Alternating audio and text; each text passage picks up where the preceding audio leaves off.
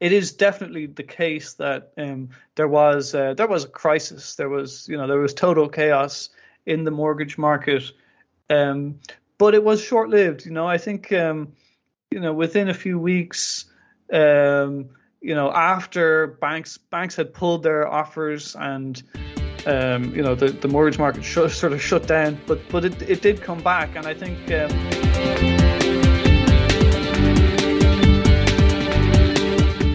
This is Here's How, Ireland's political, social and current affairs podcast, presented by William Campbell. Thank you for downloading episode 153 for the 9th of March 2023. The Transport Minister, Eamon Ryan, who is also leader of the Green Party, it has been announced, will set up an interdepartmental group to make sure that the transport sector meets its emissions reduction targets. Related to this, the National Transport Authority has published what's called its modelling on transport climate targets, which basically means having an educated guess about the effect of various possible policy choices. This basically means they have a go at understanding what would happen if they increased bus fares, kept them the same, or reduced them. And then the same for a variety of combinations of other policy levers that the government could pull or push or not change at all. This is a fairly normal process that the civil service and other government bodies use to present government with policy options and be able to give an educated guess of what the effect of those policies might be. These scenarios necessarily include a pretty wide range of options. One of the scenarios imagined a €10 daily charge for driving into cities and significant increases in parking charges. To be clear, this is not government policy. This is not even proposed government policy. It's just one of several scenarios that the NTA offers an opinion on as to what the likely outcome would be if it were to be adopted as government policy. It would go alongside sharply reducing public transport fares and would obviously be targeted at creating a modal shift in transport from private cars to public transport. The purpose of the NTA study is to assess what level of impact it would have, how big the modal shift would be. That didn't stop an avalanche of criticism on social media and other media to the effect that Eamon Ryan was, well, everything from Stalin to Pol Pot to who knows what. Eamon Ryan, I think we might guess, might be sympathetic to effecting that sort of modal shift, but the fact that these weren't his policies, they weren't even his proposals, that hardly mattered to the outraged right-wing motorist mob. There wasn't much said in all that was rational, so I don't think there's really much point in trying to engage in a debate with blind outrage, but I still think that there is something here that's interesting. The theoretical justification for free markets is that resources are allocated more efficiently when people have to pay for the stuff that they want. The free market opposition to socialism is that government is often not very good at producing stuff. But even if it was, the model of taking payment through taxes and distributing stuff, whatever stuff, free at the point of use, the objection to that is that people then use that stuff wastefully. If you waste bread, you get punished by having to pay for more bread. On the other hand, if there was an annual bread tax like the TV license, and then you could take as much bread as you wanted, you would not be motivated to only take what you need. The wasteful would be subsidized by the prudent, and the prudent would likely get fed up of that and not bother to be so prudent. This argument clearly doesn't work for some goods and services. An obvious example is healthcare. People can't be sparing in their use of healthcare because when you need it, you need it. And you might know that you need it, but you likely don't know what you need. you rely on a doctor to tell you what you need. This is also true for education and many other markets where there is a very long lag between the consumer decision and the outcome, or where the consumer can't possibly have the knowledge to make the decision about what is best for them.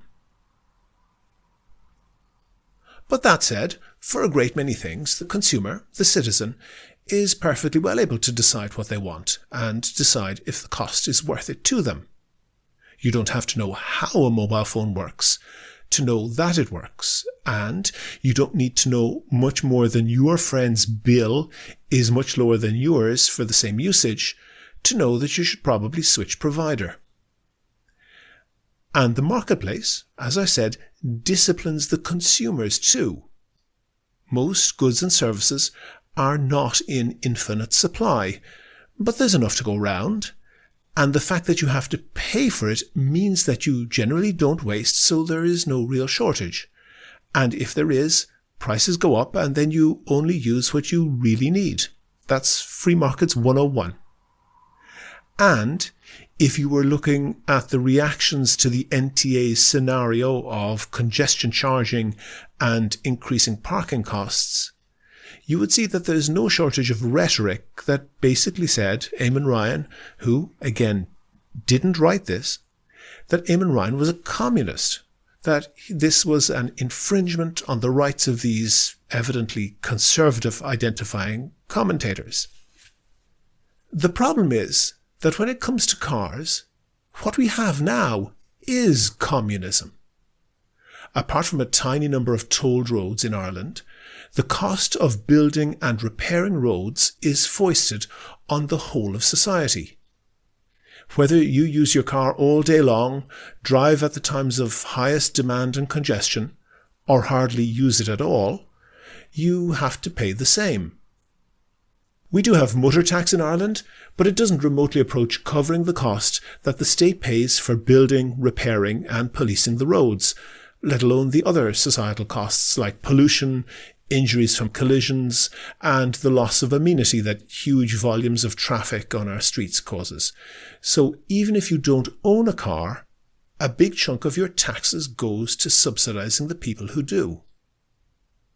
The same goes for on-street parking that is either free or charged at a rate that is less than it costs to provide. The people who use it are basically getting a subsidy from the rest of society. A €10 congestion tax would do a few things. First of all, it would deter the traffic of people who didn't really need to drive into the city, but did it anyway. That would mean that the people who did pay their €10 would have less traffic clogging the streets and a better driving experience in return for their fee. We would all get less pollution. This is a classic example of unpriced resources being wasted if they're given away for free, and used efficiently if the consumer has to pay the economic cost of their own consumption choices. But what's really astonishing here is how quickly the self-identified fiscal conservatives turn into hardline Bolsheviks, determined to abolish the market economy and have the shortages distributed evenly among the masses once it's one of their freebies that is threatened. People who are absolutely sure of the supremacy of the market when it comes to one of the scarcest and most in-demand resources in society, road space, all of a sudden they think that a simple market mechanism, you pay for what you use, is a totalitarian infringement on their rights. People who rage against anyone else in society getting a handout, whether it's a council house or a lone parent allowance, and aren't shy to say that anyone who gets them are a little short of parasites, they all of a sudden become collectivist Trotskyites who want the cost of their transport needs and wants to be met by society as a whole. Funny that. In a moment we'll have the interview, but first I want to say thanks to all of the patrons on Patreon, especially Vincent Nocton, who signed up as a patron since the last podcast. I really appreciate everyone who donates on Patreon. We don't get a huge amount of money out of it, not nearly the same as some other podcasters that I could mention, but we don't cry about that. It pays for things like web hosting. Kevin and myself basically donate our time for free, and we're happy to do that. But when a patron signs up, it's a great morale booster, and it lets us know that people out there are listening and appreciating the podcast. We make a big effort to cover things that are undercovered in Irish media. You're more than welcome to listen for free, but if you think that you could do the same as Vincent and the other donors and throw in the price of a bottle of suntan lotion once or twice a month, there's details how to do that on the website and at the end of the show. Do you agree? Do you disagree? Here's How is Ireland's political, social and current affairs podcast. On the line, I have Graham Neary. Graham is a financial commentator. He's been a fund manager and an analyst in the London financial markets. He's back in Ireland now and working mostly as a commentator on finance. Graham, I know that you've been commenting on the Irish tax system a lot, but you might have heard a couple of podcasts ago I had a bit of fun talking about a toilet paper tax. And the point I think that I was making, or the serious point, if there was one in there, was that tax is necessarily complex because the economy is complex. Would you agree with me that, anybody who comes along with a magic tax simplification plan, that's likely not to work very well? Well, thank you very much, William, for having me on the show. So clearly the economy is complicated and tax is complicated. And there probably isn't a magic bullet that is going to magically solve all of our economic problems. But the point that I've been making on Twitter, and it was really just a throwaway thread, but I wanted to get a few things off my chest that were bothering me, was there are some special taxes in the Irish system which I feel are unusual and difficult to justify, regardless, in fact, of your perspective or your philosophy on taxes.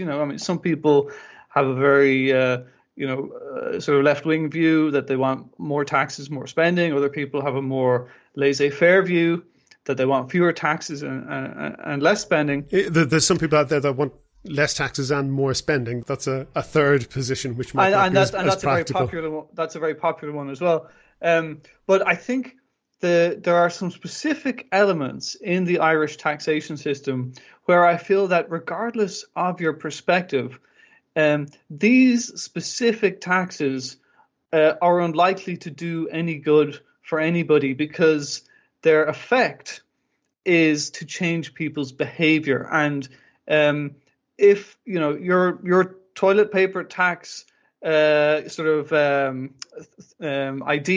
or your illustration of that was very good because it was pointing out the various ways that people change their behavior in response to the taxation system.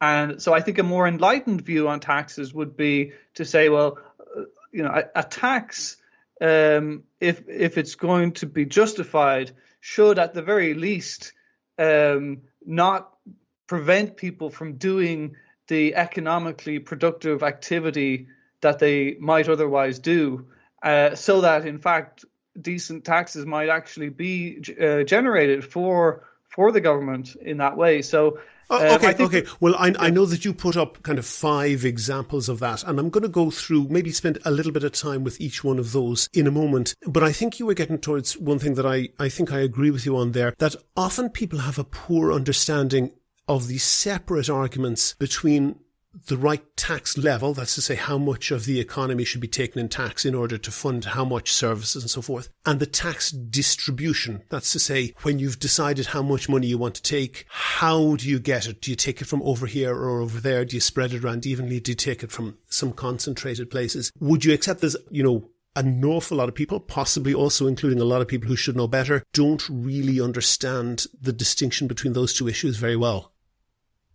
Yes, so there are very complicated factors there. I mean, I would refer people to the Laffer curve, which is it's an obvious and simple concept once it's explained to you, but in practice, I think that the Irish taxation system could actually learn a lot, or simply by reflecting on the Laffer curve and thinking, well, we have all these special taxes. Are people changing their behavior in such a way to avoid these taxes, and therefore are these taxes actually economically destructive? And that's my point, that I think we've reached a level of taxation in certain places that is just now economically destructive. And this curve that you mentioned, this is, if I remember correctly, something that you say, that there is a point you go beyond which, and increasing the tax rate means that you actually get less tax back because you're de-incentivizing whatever activity so much that even though the tax rate is higher, the raw amount of money returned by the tax is lower. Am I right on that?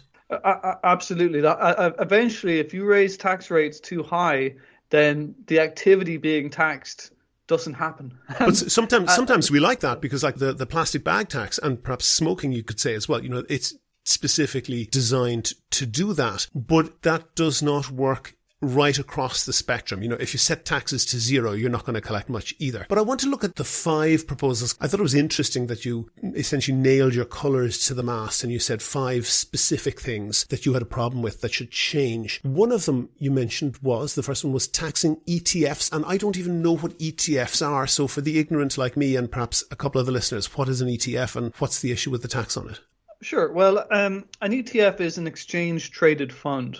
Okay. So, if I could explain it in one sentence, it is a fund that you can invest in the same way that you would invest in shares of Coca-Cola. You simply, it's on the stock market, and you go in and you place a buy order, and you buy it off somebody else, and now you own shares in the fund. Mm-hmm. And what does the fund own? That's an ETF. Well, it could own anything. It could be an equity fund, a bond fund. So it's essentially a second tier. You're not buying a share in something, you're buying a share in something that owns a share in something, and perhaps mixing different components of that in order to perhaps spread risk or to maximize gain or something like that. Exactly right. So the reason that people invest in funds is A, they're interested in the asset class that the fund invests in, mm-hmm. and B, they want the instant diversification that you get by buying a fund. They don't have to buy each of the things individually. Okay, and you talk about the exit tax on this. Is that something that Ireland is unique or unusual having in, let's say, in OECD countries? So firstly, I'm not a taxation professional. Okay. But having lived in the UK and having some familiarity with the American system, this exit tax strikes me as unusual. It's unusual not just in its form, but in its rate. So okay. The rate is 41%, which I think most people would agree is extremely high. 41, to be clear, 41% of what? 41% of the gain you've made, or of your gains. So you put in €100. Your fund does well, you take out €200, which means you've made a €100 gain, and you pay 41% of the €100. Would you also then pay income tax on that, or is that the only tax you would pay on that? That is the only tax that you pay. Okay. And is that extraordinarily different to, let's say, OECD countries typically? Well, if you compare it to capital gains tax, Ireland has a capital gains tax of 33%. That's not the highest rate in Europe, but it is pretty high. It's higher than most. Yeah. But the exit tax on funds is it has a very peculiar feature, William. You cannot offset your losses on funds against profits that you've made on funds. Okay, so for example, pause on that then. Say you put in €100 into a fund. Some shares do well, some shares do badly, and in the mix, you make €100 profit on it. You're paying 41% of that €100 profit. But if you put €100 each into 2 different funds, one does well and you make a profit, one does badly and you make a loss, you have to pay tax on the profit regardless of what loss you've made elsewhere. Am I getting that right? Exactly. You suffer 100% of the losses you make on funds, and you pay 41% tax on the profits you make on any funds. Even in the same year, there's no allowance for Nothing. netting it off. Okay. My question that crops up there is, what problem are you trying to solve? Are you just saying this is unfair? This strikes me as something that might not be a problem for the average person flipping burgers. It's probably, something fairly up the income scale. Are you saying that that should be changed just because it's unfair, or are there actual negative economic effects of that? Well, I think, William, that the negative economic effect is that informed people don't buy ETFs. Mm-hmm. That's what happens. Okay. When people realize that they're paying this 41%, they say, well, I'm going to try and come up with something else to do. And you see people doing CFDs and spread betting and crypto and all these other things. Which don't attract this tax, am I right? Well, no, they don't. They might get CGT, but they don't get that. So then move on to your second one, which is capital gains tax. Ireland has 33% capital gains tax, you're saying here. There is no allowance for inflation, which didn't really matter for the last 20 or 30 years because inflation was very, very low. So if you bought a property for 100 grand, if you were lucky, 20 years ago, and you sell it for, let's say, 300 grand now, you have made, in theory, a 200 grand profit. But in reality, you've suffered 20 years inflation, which in the past 20 years was not that much. But going forward in the next 20 years, you might, if you were very lucky, buy something for 100 grand now, sell it for 300 grand in 20 years' time, but that 300 grand might be worth less in real terms than the 100 grand, and you still have to pay tax on the 200 grand profit you've made. And there's almost no tax-free allowance on that. I have to say, I'm probably with you on that. That seems a little bit perverse. Yeah, so it's a little bit before my time. I'm still a relatively young man, but indexation relief was a thing in the past, and it's not anymore. So I'm used to living in a world where there is no relief for inflation on CGT. If it was up to me, William, the one thing that I would do is simply raise the annual tax-free allowance, because it's very low. The 1,270 euros means that. So you've made 200 grand on something that you bought years ago and sold now, and of that 200 grand, 1,200 euro is not taxed, and 198,000 odd euro is taxed. It's so trivial, it's irrelevant, really. Yeah, and well, I'm a financial, I'm a stock market person. That's my sort of wheelhouse, and I know a lot of people, in their 30s, 40s. Who've managed to get a few quid, they'd be interested to buy some shares, but they look it up and they realize, I have to keep records now, yeah. and then if I'm lucky enough to make any profit, I'm giving 33% of it away. Okay, and pause with that. That does allow net profits, not just the gross profit, disregarding losses in other areas. That does allow for the net profit only to be taxed, as I understand it. But hang on for a second. There are people out there who work a PAYE job and don't really either have the money or the financial literacy to get into shares and do that. You can see, and this is my pushback on this, you can see how that would be creating a tax-free allowance for people, A, who are generally better off, and B, they have an element of maybe cultural or educational capital that other people don't have, and they get a tax-free allowance that other people cannot use. Can you see how that seems unfair? Well, bear in mind, William, that the kind of taxable account that we're talking about here is funded with money that's already been taxed. Mm-hmm. No. Hold on a second. Yeah, sure. Of course, if you're buying shares, you're probably, maybe not, but you're probably buying it out of the taxed income that you have earned. But the income that you make from those shares is separate. You don't have to pay tax on the capital that you put in. It's only the extra profit that you take out that you pay tax on. And people who do not, for whatever reason, have a chance to make that profit miss out on that tax-free allowance. They can't apply it to, for example, their PAYE job. Isn't that correct? I'm not sure I fully follow the question, to be honest, William. So if you're working a regular PAYE job, you get the regular PAYE job tax-free allowance. If you're working a regular PAYE job and also you have the money and whatever else you need to invest in shares, you get that tax-free allowance on your income, the PAYE tax-free allowance on your income, and you would then also get a tax-free allowance applied to gains that you make by shares appreciating that you invest in. So that is a tax-free allowance that would not be available to people whose only income would be PAYE. Well, it would be available to anybody who wanted to make an investment. And I think my point is really that we haven't got a culture in Ireland of making, taking risk and making financial investments. And I think it's precisely issues like this CGT problem which contribute to that, because people who might be interested. So you're comparing to the UK, maybe in the 80s and 90s under Thatcher, there was a culture created of ordinary Joes buying shares. We had a little bit of that. People got very stung, for example, with Aircom shares. Is that really a good thing that people who don't really know that much about the stock market get involved in that? Isn't it better that they just have a pension fund and that is managed professionally?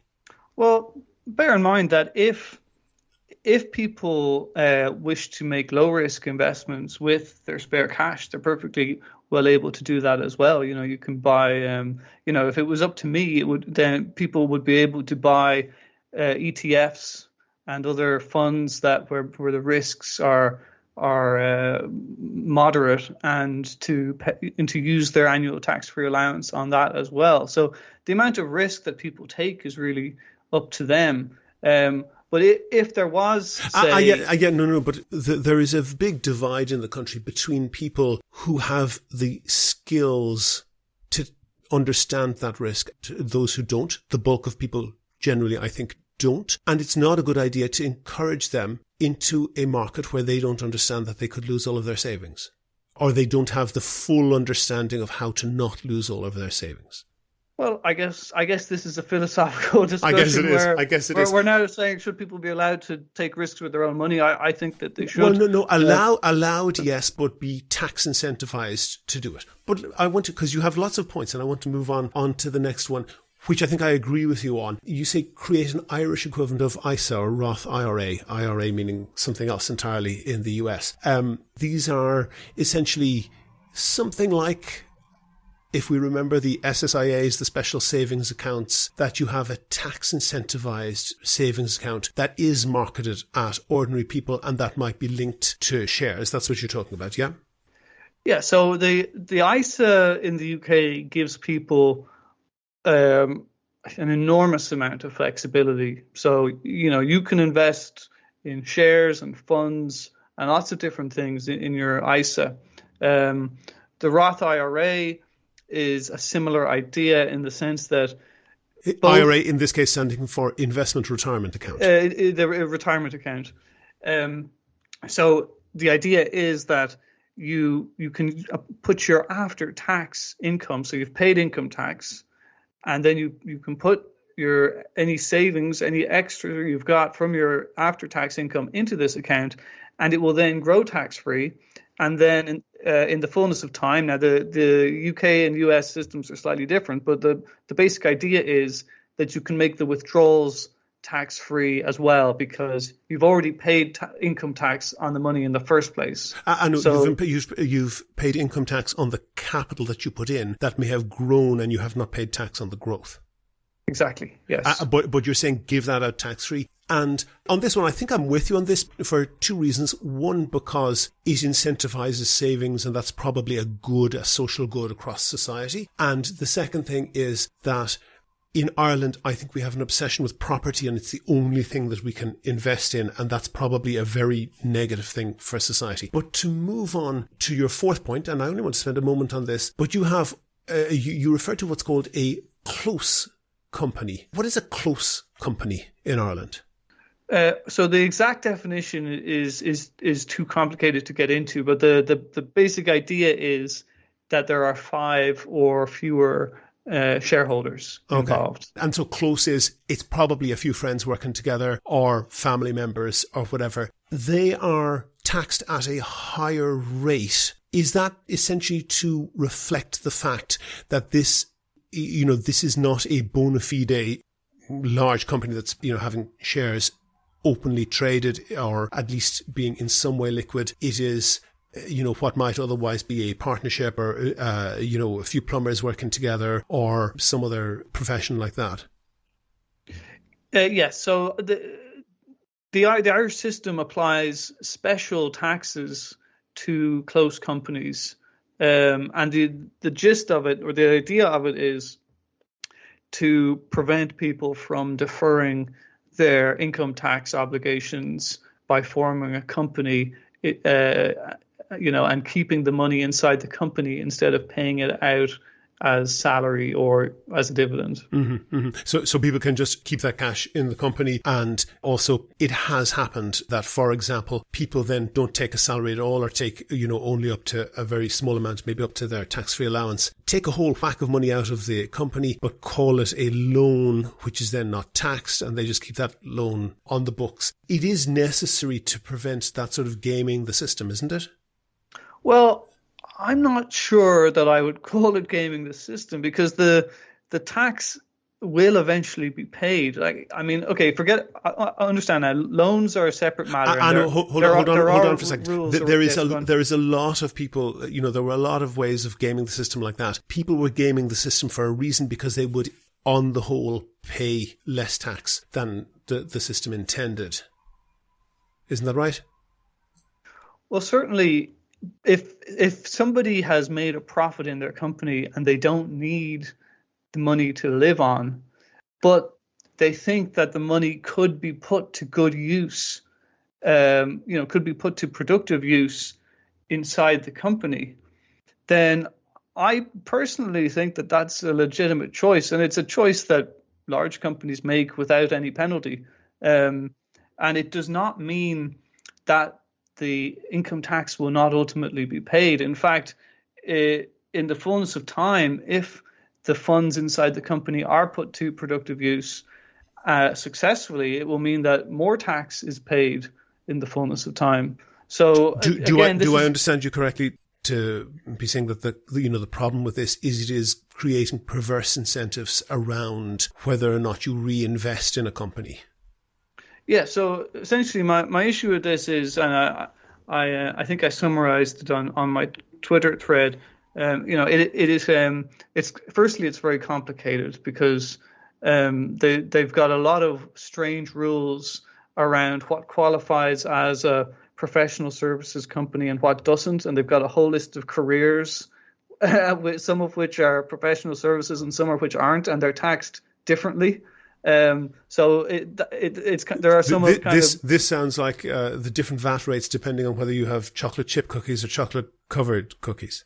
Yeah, so there's some absurd rules in there which I just think are complex and absurd on their face. But the other issue is it discriminates against small companies, so it's not a level playing field. And thirdly, and I think a lot of people could get behind this, it disincentivizes the accumulation of capital in homegrown Irish companies. A lot of big companies start out as small companies. And how do they become big companies?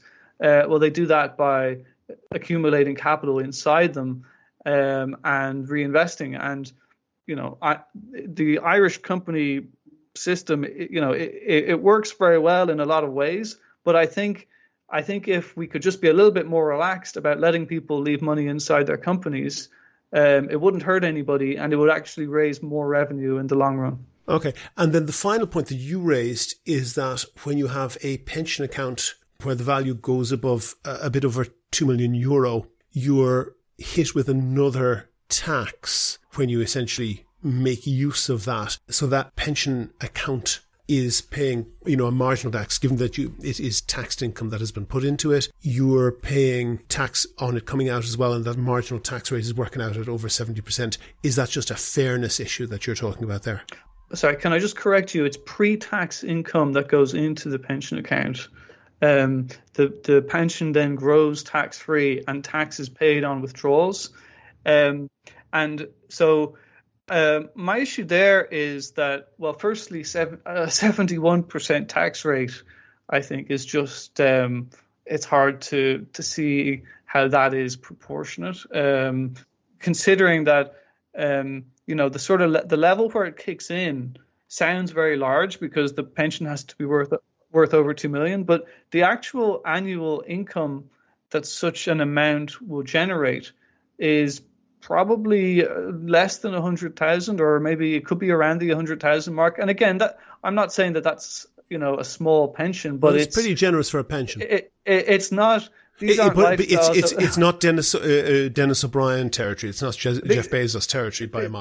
This isn't lifestyles of the rich and famous, and hitting people with a 71% tax rate there, it actually changes behavior, because what happens is that as people realize, if somebody's having a very successful career and they're saving a lot of money, and as soon as they realize that their pension account might hit that level, they start doing things so that they don't hit it. So they stop putting money in, or they stop taking risk in the pension, and that's not economically productive. So they're doing economically less productive things purely from the point of view of, well, there's no point in taking risk or saving money here because the reward is not there. So it's another one of these special taxes that I just think is changing people's behavior. It's actually economically destructive. Okay, then I guess what I want to ask, and we'll come back to my joking, people maybe should go back to podcast 149 if they didn't hear it, about the toilet paper tax and what you call perverse incentives. One thing that's a hobby horse for mine, and people on this podcast will have heard more than once, and maybe since this is your wheelhouse, I'll get you to comment on that. Ireland has effectively near zero property taxes. The actual property taxes that we have are actually, economic activity taxes in disguise, like stamp duty and commercial rates. You don't have to pay the commercial rates if your building is vacant, which just seems insane. And I would think, and you mentioned perverse incentives, that when you tax one area very heavily, you are effectively pushing economic activity into another area of the economy. The fact that property is basically untaxed in Ireland means that we're sucking in not just money, investment, capital, and hyperinflating the property market, but you're also pulling in the talent and the cultural capital of the country. In some countries, the buzz is about their economic creativity in one area or another, be it high tech or be it whatever. In Ireland, an awful lot of the economic buzz is around increasing property prices. And if, as I would suggest, let's say we introduce with a zero change in the tax rate, so people are not going to be paying more or less tax, but they pay it in a different way, and say an average person on PAYE who pays 10 grand a year in tax now would end up paying maybe 8 grand a year in PAYE tax and 2 grand a year in property taxes. Would you agree with my thinking that that would have a cultural change and that it would improve misallocation of resources? I don't know, William. I think that may be beyond my pay grade, to be honest. Oh, throw an opinion at it anyway. Look, my general point of view is that we are a little bit too obsessed with property in this country. So I think I can find common ground with you there.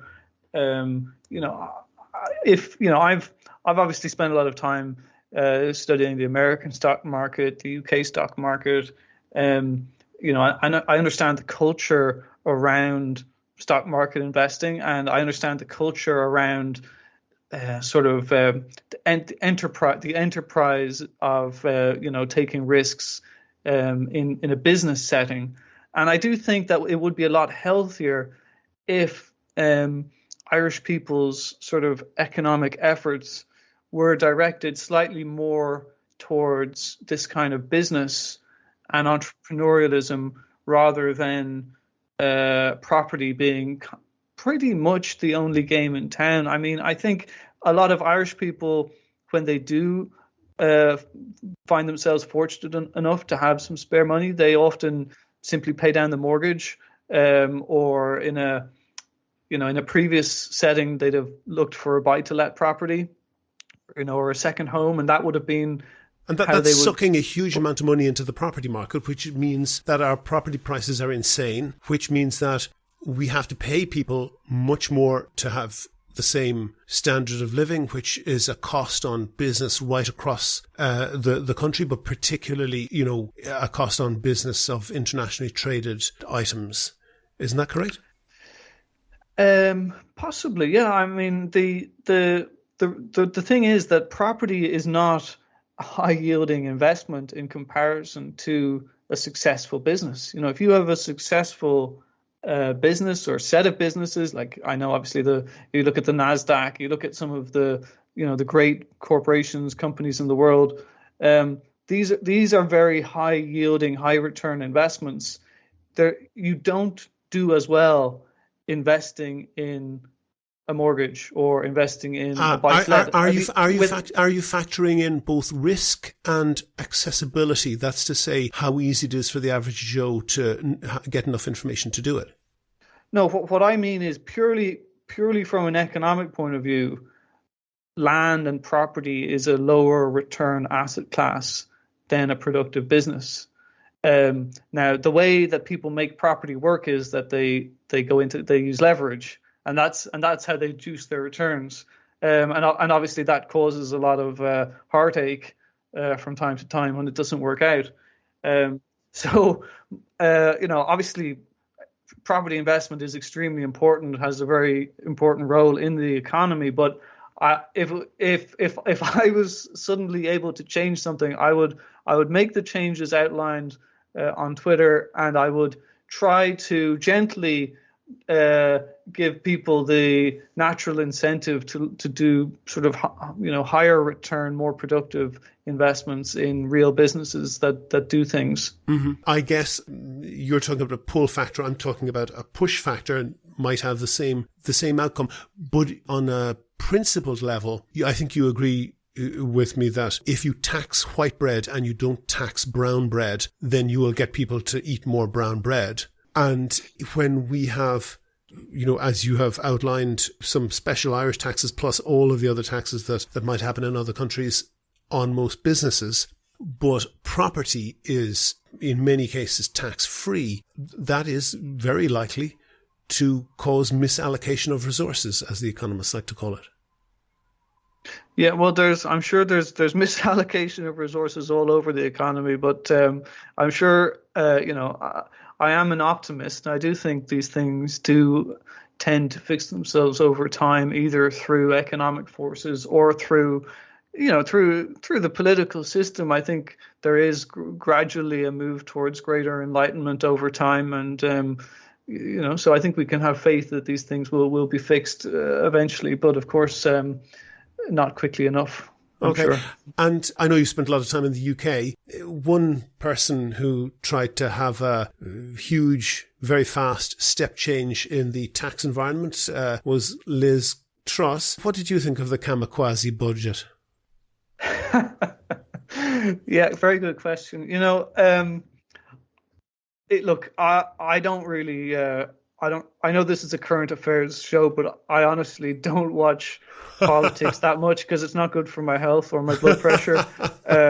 What I do in my day job is I study companies, and I was studying companies in the property market who were involved in in mortgages, mortgage advice, and mortgage lending, and it is definitely the case that there was a crisis. There was total chaos in the mortgage market, but it was short-lived. I think within a few weeks, after banks had pulled their offers and the mortgage market sort of shut down, but it did come back, and I think but it came back because she rode back.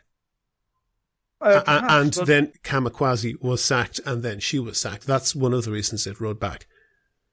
Well, all I can say is, based on my study of companies involved in this in the UK now, they're saying that things have stabilized, and that they're expecting the rest of this year to continue to improve. So I think it's the story is over now, to be honest. Okay, I do note that the UK is the only G7 country in recession, but I think we've been very nerding out on taxes, Graham. Graham Neary, financial commentator, former fund manager and analyst in London, now back in Ireland. Thank you very much for talking to me. Thank you, William. If you like the Here's How podcast, please rate and review the show on iTunes and other podcast providers. Share it on Facebook and Twitter, but most of all, tell your friends. Go to the website for sources and references from the show. And while you're there, you can like the show on Facebook, follow the show on Twitter @Here's How Podcast, and follow Graham Neary @Graham Neary. And get in touch if you want to suggest a guest or a topic that we could feature in a future show. And thanks again to Vincent, who just signed up, and all of the other patrons on Patreon. As I said, it covers the cost of keeping the podcast going. And if you could throw in the price of a bottle of suntan lotion, or even the price of a cheap umbrella once or twice a month, please do go and sign up at patreon.com/here'show. That link is on the website. Also there you'll find out how to subscribe to the podcast for free on your computer, on your phone, or by email. All of that information is at www.here'show.ie. The Here's How podcast is produced and presented by me, William Campbell. The co-producer is Kevin Wolf. Thank you for listening.